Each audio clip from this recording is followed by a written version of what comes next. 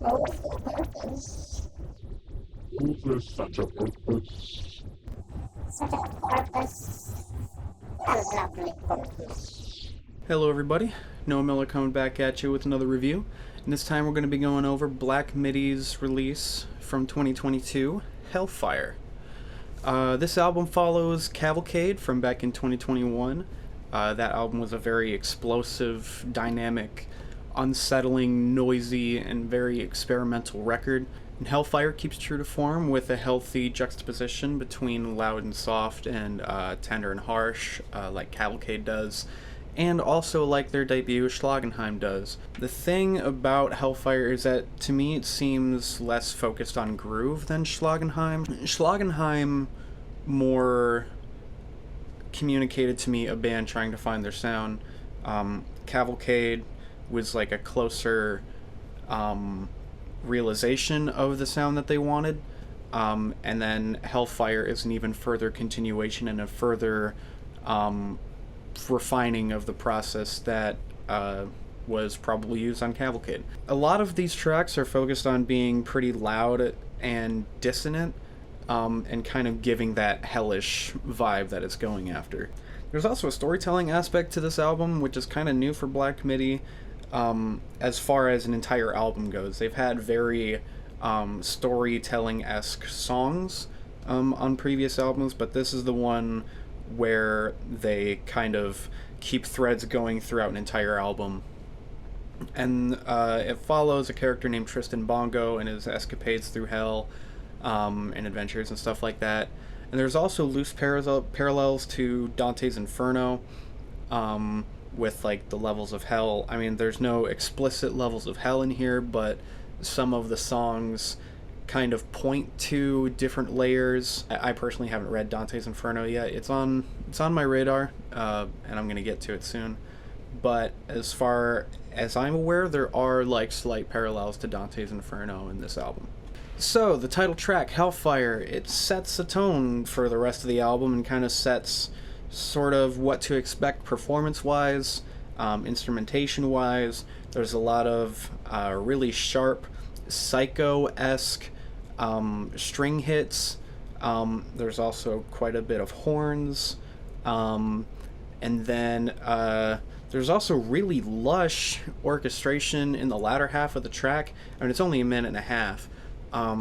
But over top of all this, like, crazy and then beautiful instrumentation is Jordy Greep's kind of demented, pacing back and forth, crazy monologue, like really disturbed kind of vocal delivery. Sugar Tzu keeps up the demented performance in the vocals, and it's a similar instrumentation throughout. But it details public murder of Sun Sugar during a boxing match with Sun Tzu. And the narrator is the shooter, the one who kills Sun Sugar, and it's kind of manifesto-esque. But yeah, overall, very, very fun track, very fun storytelling. Eat Men Eat gives us a pretty sinister Latin groove to start off with, and throughout most of the track as well, giving us little twists and turns, and some noise here and there. Images of men on boats drinking with the locals of hell, and with the captain, and there appears to be like some desertion or abandonment, something going AWOL, and the captain lets them know that they're not going to see the last of him in some pretty colorful terms. Welcome to Hell's main riff really just strikes me as kind of a rip on Primus's John the Fisherman. And even though Welcome to Hell is quirky, it's still approachable, although there is like a really frantic, distorted polka beat with Greeps's demented vocal delivery over top of it. And hereby discharging Tristan Bongo. It's pretty fun to kind of like have Jordy Greeps kind of give you a tour of like hell, and then just completely twist you and just throw you into something you're completely not ready for. Alright, and then now we're into the next track, Still. still has a tropical western feel. That's kind of how, like, one of the only ways that I can put it. Uh, it's got the kind of like upbeat sort of chug a train kind of vibe going on in the percussion and with the guitar pattern. Um, but the chord progression and the slide guitars around it really just give it like this sort of like tropical hula girl almost aloha vibe. There's some occasional noise, as with Black Midi, like just horn screaks and just big percussive hits. Just making all sorts of, harsh, dissonant noise, really. And then after still, we have like a little 30-second interlude. Radio Raheem is our DJ. And then he leads us into The Race is About to Begin. Now, this track is the most unhinged cut on the LP, and one of the more unhinged in their entire tenure as a band so far. The vocals kind of give off like a Kentucky Derby style sort of commentary, play-by-play of like a horse race. And in that commentary, he's admitting like a myriad of crimes, like saying that he stuffed his neighbors with anthrax.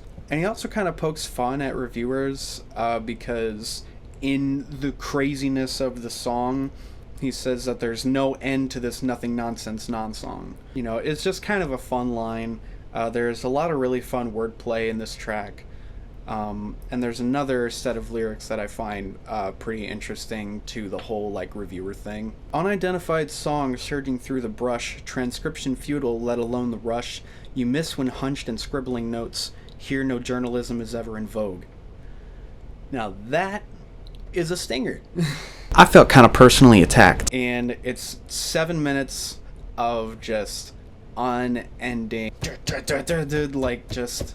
And even for as unhinged as this track is, it's still pretty tight with its smooth instrumental in the background, but it's still frantic and accents the demented vocal delivery. It really feels like Greeps is just trying to race the track to the finish line. And even though at the end it does like slow down and get really spacious, and lets room for acoustic guitars and vocals to come in and fill it out, it's still just one hell of a ride. It's still very intense, and it's one of the hardest to listen to cuts on this album. It's just so frantic and in your face, and it just does not stop. My head feels like it's full of bees. And then on to the next song, Dangerous Liaisons. We get kind of a twisted western vibe almost, with the typical Black Midi isms of kind of like jazzy progressions, a mix of acoustic and electric, with kind of lush background instrumentation. And it kind of follows like a Faustian deal that presumably we're following Tristan Bongo. He is convinced, or he's offered money to kill a man, and he takes the offer. And then Satan basically just takes him to hell. That's basically what Dangerous Liaisons is about. On to The Defense. The Defense is probably the most melodic track on the album. There's really lush orchestra, strings, horns behind kind of an ironic sounding, almost elevator music-esque kind of instrumental. It's got very blasphemous lyrics. It kind of deals with the congregation, people in the church, higher-ups in the church kind of taking advantage of like proselytizing to like the meek, the virile, stuff like that, and just kind of taking advantage of the weak and getting them to just kind of do whatever they want. It's very tuneful. There's very good structure. It's it's another really fun track. It's one of the most listenable, not as grating tracks on there. And now we're on to the closer, which is a track called 27 Questions. uses very theatrical, dark, brooding piano, uh, orchestral arranging techniques to create this very sinister, again, kind of psycho-ish, demented sort of vibe. And it's that to introduce the character eventually named Freddy Frost, which is a character that is already dead at the time the song starts, and they're doing this sort of ritual. These two friends, they walk into this place to see this show, and they're basically resurrecting the dead. When Freddy Frost comes out, the instrumentation completely changes to, like, again, a very theatrical, kind of acoustic, bouncy. It says in the song he's dancing around with the energy of a newborn chimp. And so I can just kind of imagine this old geezer, just being dead, coming to life, and then, like, just freaking everyone out, dancing around the whole room. And in these not quite 27 questions, kind of outline a sort of existential crisis. Among the things that he asks if the grass is always greener. He asks if it's all just black that we see when we join the world of the dead, and just other things that generally people don't want to think about, or they want a good answer for it. But he's just asking questions. He's just kind of jacking off right here. So it ends with Freddy Frost asking these questions and eventually being inflated and rising into the air painfully.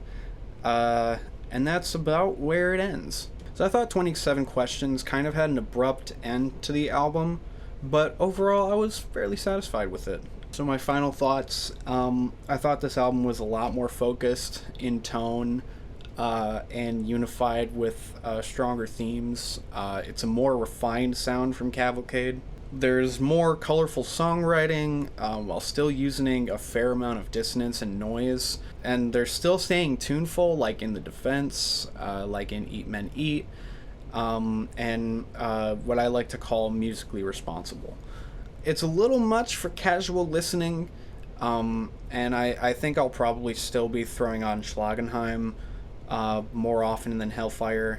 Not to say that Hellfire is not a strong album, because it definitely is, and it's not to say that what these guys did here isn't impactful, because there's definitely some tracks that I do kind of want to go back to. Like I said, The Defense, Eat Men Eat. Welcome to Hell is pretty fun. But yeah, overall, I would give this album a decent 8 out of 10.